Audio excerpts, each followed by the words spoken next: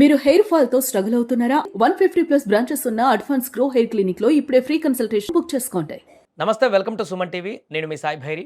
IPL 2026 match number 6లో ఈరోజు KKR versus SRH మన హైదరాబాద్ రెండో మ్యాచ్ ఆడబోతుంది. ఇందులో ఎవరు గెలిచేటువంటి అవకాశాలు ఉన్నాయి, బ్యాటింగ్ లైనప్ ఏ రకంగా ఉండబోతుంది, ఈరోజు స్కోర్ ఎలా రాబోతుంది, పూర్తిగా మనం మాట్లాడేటువంటి ప్రయత్నం చేద్దాం. మనతో పాటు స్పోర్ట్స్ అనలిస్ట్ సిహెచ్ వెంకటేష్ గారు ఉన్నారు. సార్ నమస్తే. సార్ నమస్తే సార్. రెండు జట్లు ఒక ఓటమితోటి మంచి కసి మీద ఉన్నట్టు కనపడుతున్నాయి. ఖచ్చితంగా గెలవాలనేటువంటి ఇంటెంట్ తోటి కేకేఆర్, అదేవిధంగా ఎస్ఆర్హెచ్ బిగ్ స్కోర్ చేసేటువంటి టీంలే రెండు కూడా. ఎలా ఉండబోతుంది ఈరోజు మ్యాచ్? బిగ్ స్కోర్ చేయడం అనేది కరెక్టే, కానీ బిగ్ స్కోర్ చేసినా కూడా దాన్ని డిఫెండ్ చేసుకోగలగాలి. వీళ్ళు తమ ఫస్ట్ మ్యాచ్లో ఇద్దరు కూడా బిగ్ స్కోర్స్ చేశారు. ఎస్ఆర్హెచ్ 201 చేసింది, కేకేఆర్ 220 చేశారు. కానీ ఇద్దరు కూడా అంత పెద్ద స్కోర్ని వాళ్ళు డిఫెండ్ చేసుకోలేపారు. For simple reason, their bowling is very very week.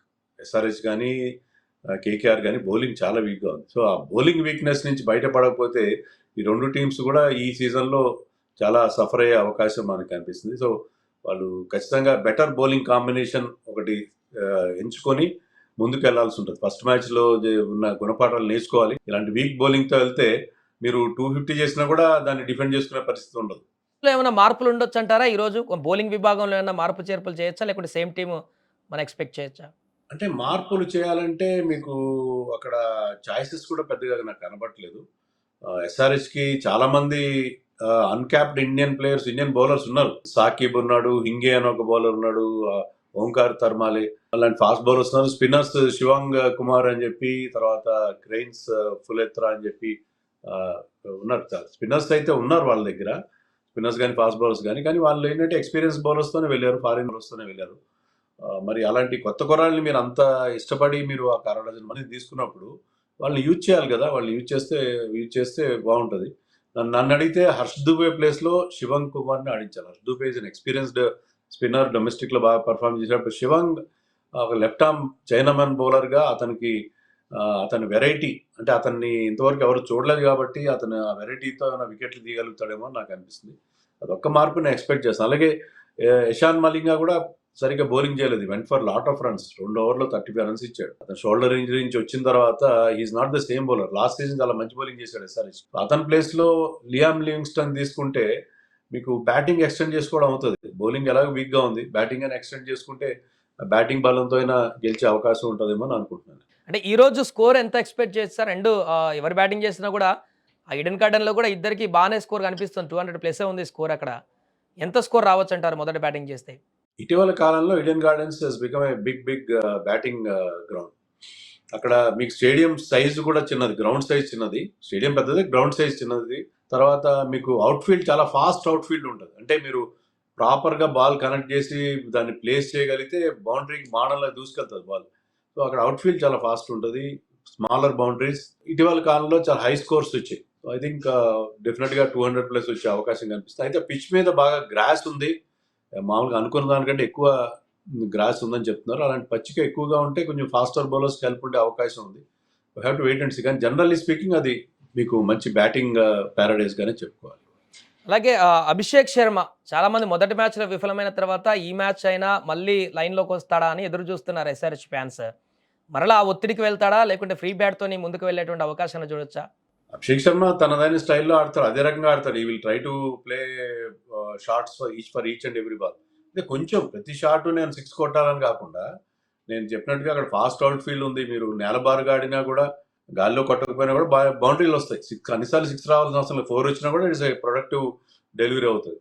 So అతను కొంచెం అతని ఆట తీరుని మార్చుకుంటే బాగుంటుంది. కానీ అతను సక్సెస్ అయిందంతా కూడా అలాంటి అగ్రెసివ్ గేమ్ ఆడుతూనే, హై రిస్క్ గేమ్ ఆడుతూ సక్సెస్ అయ్యాడు. So he knows better. తన ఎలా ఆడాలనేది అతనికి తెలుసు. బట్ అతను 1-2 మ్యాచ్లు ఫెయిల్ అయినా సరే, అతను కన్సిస్టెంట్గా ఆడకపోయినా కూడా అతను ఆడిన రోజున మీకు ఖచ్చితంగా మ్యాచ్ పూర్తిగా తన టీం వైపు తిప్పేస్తాడు. Is game changer kind of a player. So అతని విషయంలో నాకు ఎలాంటి అభ్యంతరాలు కానీ ఎలాంటి భయం కానీ లేదు. Consistency is not his hall mark, but is a very good player. దాంట్లో మిడిల్ ఆర్డర్లో అంత స్ట్రాంగ్గా లేదు ఎస్ఆర్హెచ్ అనేటువంటి ఒక ఫోకస్ కనిపిస్తుంది. ఓపెనర్స్ కాకుండా నితీష్ కుమార్ రెడ్డి కానీ మిగతా వారు కానీ అంత ఇంపాక్ట్ చూపించలేకపోతున్నారు అనేది కొంత వినిపిస్తున్న మాట. అది ఆ ప్రాబ్లం లాస్ట్ సీజన్లో కూడా కనిపించింది మనకి. ఎందుకంటే ఎప్పుడైతే ఎస్ఆర్హెచ్ ఎప్పుడు పెద్ద స్కోర్లు చేస్తుందంటే, Travis Head, Abhishek Sharma Travishek అంటాం కదా, వాళ్ళిద్దరూ మంచి స్టార్ట్ అందిస్తే ఎస్ఆర్హెచ్ ఒక వాళ్ళ బేస్ క్రియేట్ చేస్తారు. వాళ్ళు పవర్ ప్లేలో ఒక 80-90 రన్స్, కొన్నిసార్లు అయితే 120 కూడా కొడతారు. అలాంటి బేస్ క్రియేట్ చేస్తే దాని మీద మిగతా వాళ్ళు అందుకుంటారు. కానీ ఇప్పుడేంటంటే వాళ్ళిద్దరు ఫెయిల్ అవ్వడం అనేది లాస్ట్ సీజన్ చూసాము, ఈ సీజన్ కూడా వాళ్ళిద్దరు క్లిక్ అయిన మ్యాచ్లో ఎక్కువ గెలుస్తారు వీళ్ళు. సో వాళ్ళిద్దరు ఒక బేస్ క్రియేట్ చేయాలి. లక్కీగా ఏంటంటే ఇషాన్ కిషన్ సూపర్ ఫామ్లో ఉన్నాడు. సో వాళ్ళిద్దరు ఒకరు ఫెయిల్ అయినా కూడా ప్రాబ్లం లేదు. Ishan Kishan will maximize power ప్లేలో ఎక్కువ రన్స్ చేయాలి. ఇప్పుడున్న ప్రతి టీంకి ముందున్న టార్గెట్ ఏంటంటే పవర్ ప్లేలో మ్యాక్సిమైజ్ చేయడం. సో దాంట్లో ఇషాన్ కిషన్ కూడా ఫామ్లో ఉన్నాడు కాబట్టి ప్రాబ్లం. ఆ తర్వాత క్లాసన్ గతంలో అంత ఎఫెక్టివ్గా లేడు. క్లాసన్ స్పిన్ బాగా ఆడతాడు. ఇక్కడ కేకేఆర్కి మంచి స్పిన్నర్స్ ఉన్నారు, వరుణ్ చక్రవర్తి, క్లాసన్ బాగా ఆడాలి, నితీష్ కుమార్ రెడ్డి బాగా ఆడాలి. మన Aniket Varma is doing a very good finishing role. అందుకే నేను అంటున్నానంటే మీరు లియామ్ లివింగ్స్టన్ కూడా పెట్టుకుంటే బ్యాటింగ్ ఎక్స్టెండ్ అవుతుంది. మీ బౌలింగ్ ఎలాగో వీక్గా ఉంది, బ్యాటింగ్ స్ట్రెంగ్త్ గెలిచే ప్రయత్నం చేస్తే బాగుంటుందేమో అని అనుకుంటున్నాను.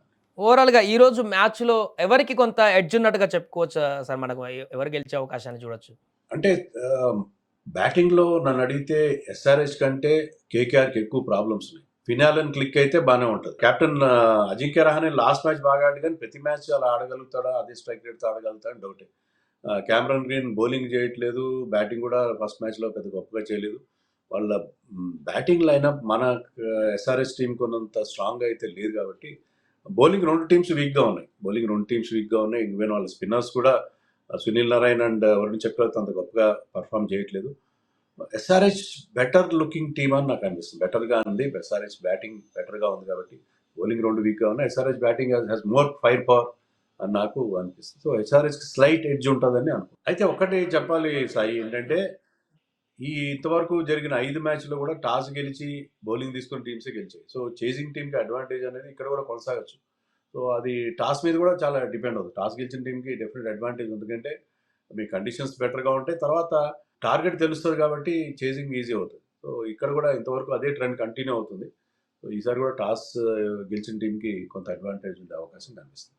Right sir, thank you so much. అది మ్యాచ్ నెంబర్ 6లో ఈరోజు కేకేఆర్ వర్సెస్ ఎస్ఆర్హెచ్ తలపడబోతున్నాయి. ఈ మ్యాచ్లో ఎవరు విజయాన్ని సాధిస్తారు, ఈరోజు పరుగుల వరద ఏ రకంగా ఉండబోతుందో అనేది కూడా చూడాలి.